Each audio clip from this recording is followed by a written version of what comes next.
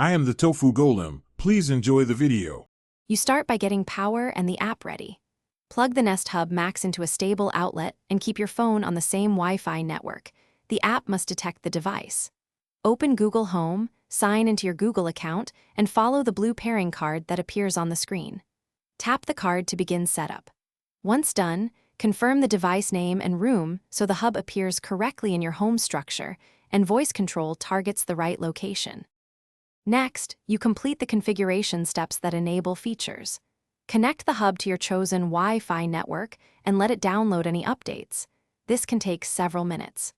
Grant necessary permissions so Assistant can access calendar and media.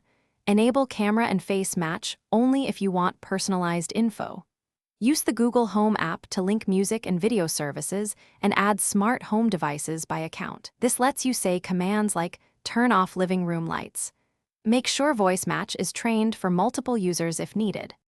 Finally, place the Hub Max where the camera and microphone can clearly see and hear the room. Avoid direct sun and reflective surfaces that confuse the camera. Use Home View to arrange device controls, set up morning or away routines, and adjust privacy settings like camera off times.